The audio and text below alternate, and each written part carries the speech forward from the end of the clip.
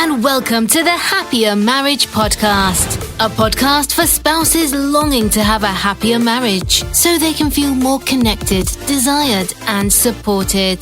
Now, to start the show, here is your host and Sherpa, licensed marriage and family therapist and certified relationship coach, Kingsley Grant. Thanks for joining me on the Happier Marriage Secrets podcast. This is episode 30, and today we are talking about the 5 proven techniques to solve problems and get along better with your spouse. Today's episode is a continuation of the theme for this month, which is communication and conflict resolution. Now, if you have not yet listened to episode 29, let me encourage you to do so. It was on the topic of 5 powerful skills to control your emotions and confidently create happier marriage experiences. So that episode, along with a previous one and today's, is a continuation of this month's theme of communication and conflict resolution. So you want to make sure you are up to date on everything that's been shared in this month on communication and conflict resolution. Now, let me say this. You may or may not agree with all that you hear. And quite frankly, you might be triggered by some of what you hear on this episode. But remember, that is one of the purpose of this show, right? To stir things up and then take you in for a solid landing. And you can always share your thoughts through a comment or through email. And you'll hear how to do that towards the end of this episode. Now, this show, my friend, is brought to you by KingsleyGrant.com. And our hope is that you will be challenged, inspired, and encouraged in this episode as in every other episode. So stay tuned. So, the big question is this. How is it possible that you have a happier marriage when you feel like you've tried everything? Your spouse isn't making an effort. You're exhausted. You feel like giving up, or there's so much hurt that's taken place between you and your spouse. That is the question, and this podcast will give you the answers. What's up, ladies and gentlemen of Happier Marriage World? I hope you're ready for another round of the Happier Marriage podcast. Today, we're talking about the 5 proven techniques to solve problems, right? And to get along better with your spouse. Now, isn't that something that I believe every couple wants? I want that for my own marriage, and I'm sure you do too, and that's why you're here. Now, just to remind you that you can also watch a shorter episode of this topic as past ones as well on my YouTube channel. And if you can go to Kingsley Grant, YouTube/Kingsley Grant, KINGSLEYGRANT, you'll be able to access those shorter videos. And make sure you subscribe, like, and click on the notification bell so that you won't miss out on any of the future episodes, right? You can also get shorter versions, even so much more shorter if you want it, just a bite size on of these shows that I'm doing on TikTok. You can make sure you follow me there as well. And again, at Kingsley Grant, and you'll be able to access those shows there. I also have some exciting things in the works that I'll be sharing with you real soon. But just to give you a taste of that, a heads up of what's happening, what's coming down the pike, and that is I'm creating a deck of playing cards for couples. Imagine that, your own deck of playing cards in your hand. 54 cards in your box, and the cards are entitled Connect and Communicate. Connect and Communicate. And these cards are designed to help you and your partner connect in a deeper and more intimate way. There's a lot of questions and options you can choose from and have conversation and laugh and have fun, but also some deeper conversations as well to get to know your partner a whole lot better. I'm also working on a new ebook that's titled Happier Marriage Secrets. Unlock the secrets that reignite passion and intimacy into your marriage, even if it's struggling right now. This book is really going to be helpful for you. And what I'm doing is taking you on a roadmap that I use in my coaching and counseling and workshop presentation. This roadmap I follow and help people start from where they are in their relationship to get them to a happier place. So that book will be basically covering all that I teach along the way, and you will see that in one spot, one collection. So as you can see, a lot is going on in my world, but I want to make sure you get a special gift I have for you for simply listening to this episode. So make sure whatever you do to stick around to the end to hear how to get that gift. Again, let me simply say thanks for being here and joining me on this episode. As you've heard, it's going to be on the 5 proven techniques to solve problems and get along better with your spouse. Now, having counseled and coached hundreds of couples over the past several years as a licensed marriage and family therapist and certified relationship coach, and from what I've experienced as a husband of more than 3 decades, I believe that I'm qualified to talk about topics like this one with confidence. And you'll see that as we go through, and I hope you will come to that conclusion at the end of this episode yourself. Not that I want you to focus on that and to prove a point. I'm just simply saying that to give you a better idea of who it is I am and why I believe that I'm qualified to share on these topics. So what are the 5 proven techniques to solve problems and get along better with your spouse? Now, I believe that, and I think you're here because one of the things that I've seen over the years of my coaching and counseling is this is an area a lot of couples get stuck, right? They have these problems, and what happens is these problems become the center of their world. They become so problem saturated that they just cannot get past where they're at in their relationship. Maybe that's you. Maybe that's what's happening to you right now. I can tell you what happened when couples come to me for counseling. They are focused on the problems. They will say to me, okay, here's my problem. Here's our problems. Now, that is that's neat. I need to hear that, of course. So I'm not saying that they should not present with the problems. That's why they're there, because they're having some problems in their marriage. But what happened is when they do come in, they're looking for me to somehow, I wouldn't say all, but the essence is, I want you to help us solve this problem. And they're so much into the problem that when they begin to talk, all they begin to focus on is the problem. What the other person is doing and what they're not doing, and back and forth and back and forth. What I do is I try to shift them away from problem focused to solution focused. And not that the problem is not important. Of course, it's the very backdrop from which I'm going to work to help them to move from where they are to where they want to go. Because when they're so problem saturated and problem focused, all they can see is what? Guess what? More problems. So every solution that they may come up with, there is a but or a problem that gets in the way for them to even go forward and solve a problem. So it may sound kind of wordy, but that's exactly what's going on. My job is to help them to realize if they keep on focusing on the problem, they're going to get more of that. So I try to help them to, let's begin to focus on the solution or solutions, what that could look like.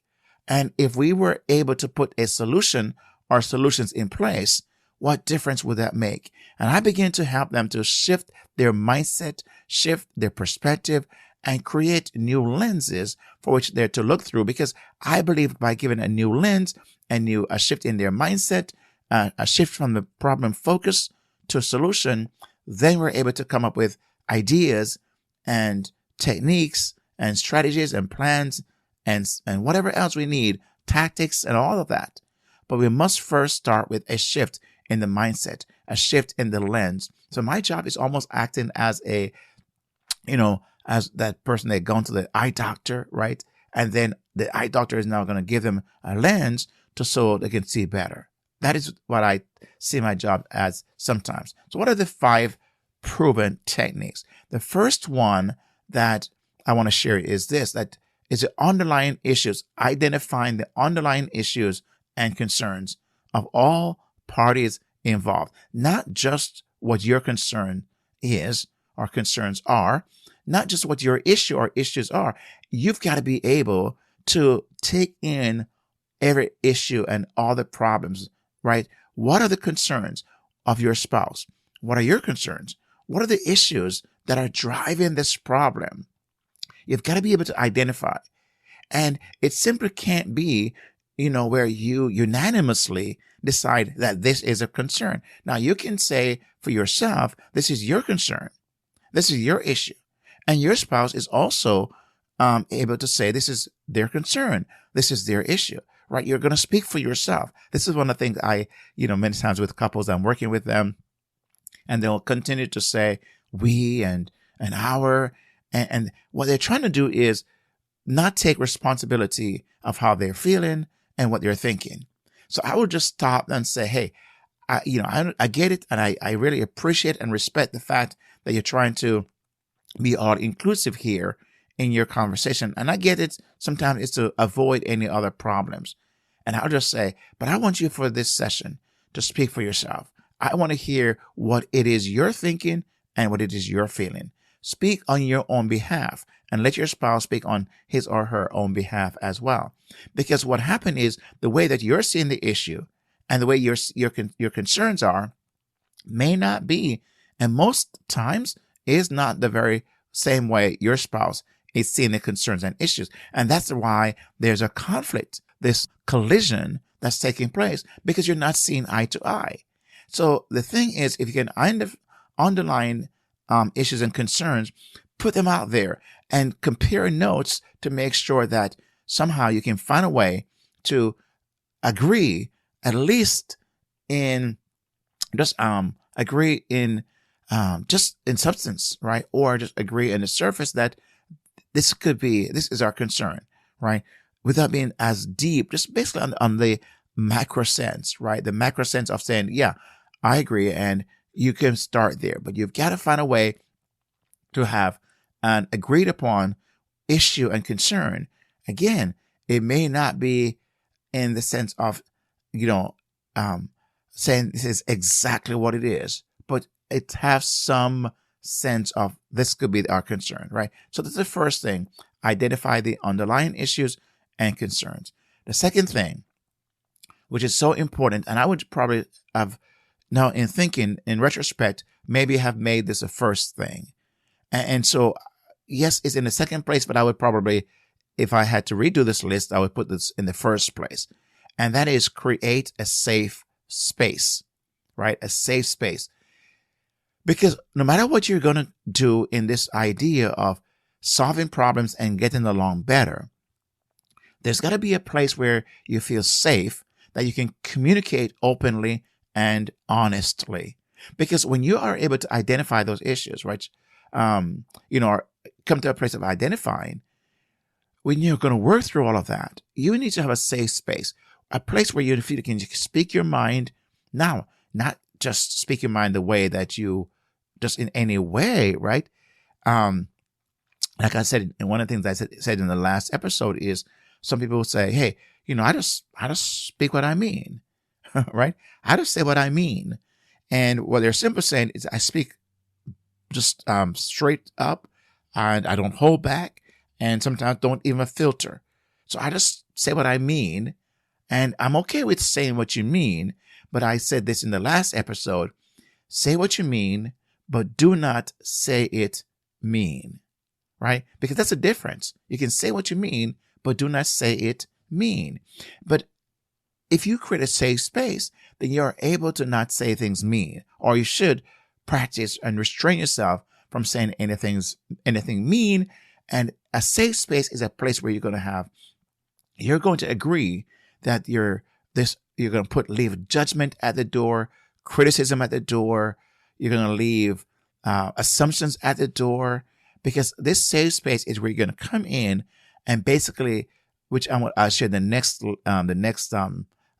technique. We'll talk about listening, but this safe space is where you can communicate openly and honestly. What would it mean for you if you had a space in your house, that, or wherever you choose to have that, where you and your spouse could have an open an honest conversation where you're truly sharing your heart in a manner where you can be heard respectfully, in a gentle tone, kindly, using affirming words and encouraging words, but still able to share your heart. Now, this is not easy.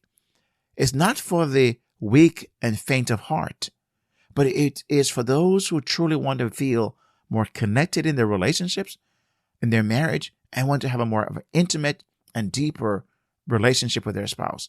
So creating a safe space to communicate openly and honestly is the next technique that you want to have in place, right? And work towards that.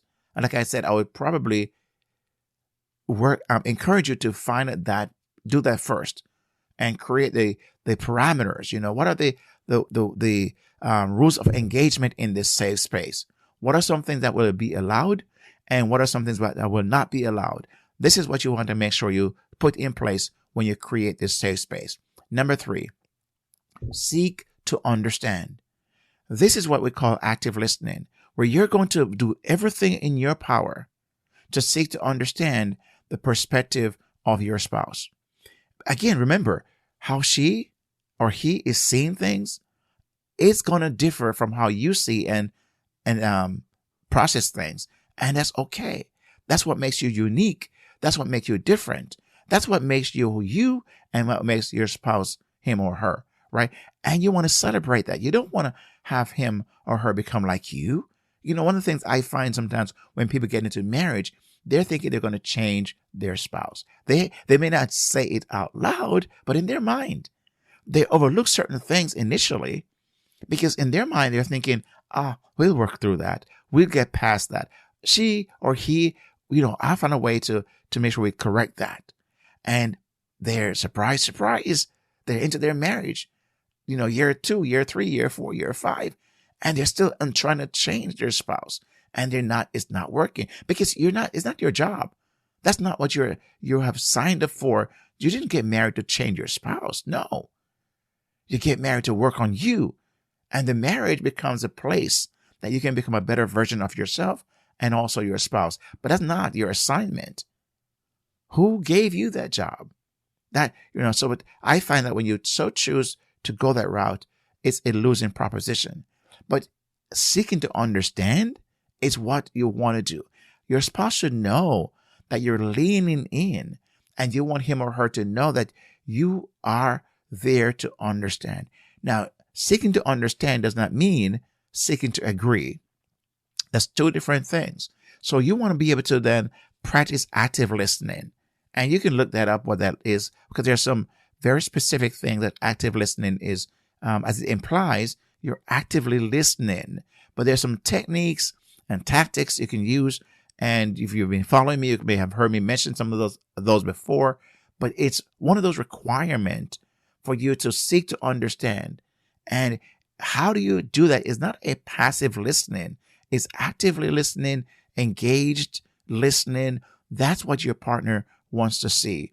And that's the way they're going to say, I feel understood. Because I find this is a big thing in relationships. Couples are fighting. They want to be understood. They want their spouse to understand where they're coming from. And that's what I hear many times. And you may have said this or heard this, or he or she doesn't understand, doesn't care, doesn't want to understand where I'm coming from, right? Why? Because they don't get the feeling as if you're seeking to understand. So this is one of those proven techniques that if you're able to do this, it will help you to solve problems and get along better with your spouse. Number 4, look for common ground or areas of agreement, right? Areas of agreement. Remember now, you will not necessarily agree on everything. I've been married almost 4 decades, and I can tell you, even up to today, after so many years of marriage, and in my work, I've seen the very same thing as well, that my wife and I don't agree on everything. We don't see eye to eye. You've heard the saying that, maybe have said it yourself or seen this, where the longer couples are together, the more they tend to look like each other. They tend to want to finish each other's sentence and, to kind of jump in and say, oh, I know what you're thinking, and all those things, because familiarity, as I say, breeds contempt.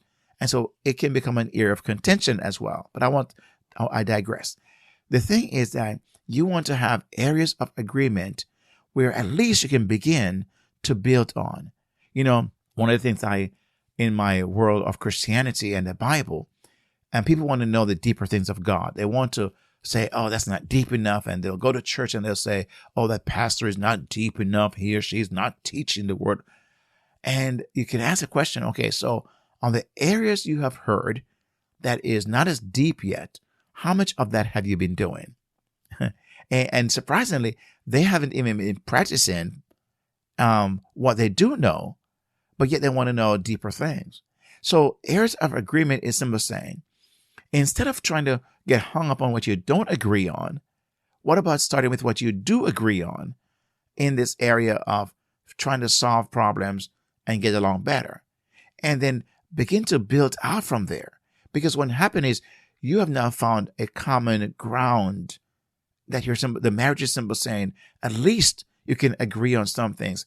And what that does, it takes away the thinking, the belief that we don't agree on anything. Because your brain, I call it the brain of the marriage, hears that. We don't agree on anything. My question is that very accurate? How accurate is that? Is it true you don't agree on anything? And the answer, of course, is a resounding no. You do agree on some things. But sometimes couples act as if they never agree on anything. And that belief in itself becomes a bone of contention. It becomes an issue in the relationship because they're looking at it through the filter of we never agree. They go into conversations thinking that we never agree on anything. And guess what, my friend? You're going to get more of that. You're going to see more of things you don't agree on than the things you do agree on. So you got to find a way to get to an area of agreement. Look for common ground and areas of agreement. And number 5, once you've found that, be willing, be open to negotiate and find a solution that works for everybody. See, many times we're very self-centered, selfish. It's all about me. I want what I want. When we get into moments of conflict, self is at play. We want to be the ones to say, I want this for myself. We're not thinking about the whole. We're only thinking about the part. Now, I'm guilty. I'm saying here, I can tell you I've been guilty of this myself. I've done this myself. So I'm not speaking from a place of, pious, like this self-righteous, as if Kingsley. No, I too have done that myself. I have, focused on areas that we don't agree on, right? And when we are in negotiation, I too have been guilty of wanting what it is I want. And it's natural. It's understandable why we're going to lean towards that. But this is when we have created a safe space. We want to be able to now be open to negotiate, to find solution. Because remember now, I said before, we're going to be solution focused, not problem focused. And if we're going to shift from problem focused to solution focused, we've got to be open to negotiation, talking through. And here's what's going to happen. You will end up not getting all that you want. Your spouse will end up not getting all that he or she wants, and that's quite okay. Because when you don't get all that you want, he or she doesn't get all that he wants or she wants. What happens? The relationship gets all it needs, right? The relationship wins. And we want to have the relationship win. And if it means you get less of what you're asking for, but the relationship get all that it needs, isn't that what, at the end of the day, what matters? Isn't that what matters at the end of the day? That the relationship gets all that it needs? My friend, 100 times, yes, yes, yes. So these 5 proven techniques, and I say proven because I know that they work. I've seen them work in my work as a counselor, marriage and family counselor, but also as a relationship coach. I've seen it also work in my own relationship as well. So here again are the 5 proven techniques. Number 1, identifying the underlying issues and concerns. Number 2, create a safe space. Like I said, I would have made that number 1, but for the sake of this, since we began this way, I'll call it number 2, create a safe space so you can communicate openly and honestly. Number 3, seek to understand. And by that I mean practice active listening and to understand the perspective of your spouse as well. Number 4, look for common ground and areas of agreement. Find areas of agreement, what it is you agree upon, and start with that. And number 5, be open to negotiation and finding a solution for the relationship. These 5 techniques, my friend, if you're able to implement them, I guarantee your relationship will be better than it is without them being at play. So I'd love to hear from you. Which of these 5 you would say you need to work on in your marriage? Make sure you reach out to us, comment when you see these posts on social media or email or us.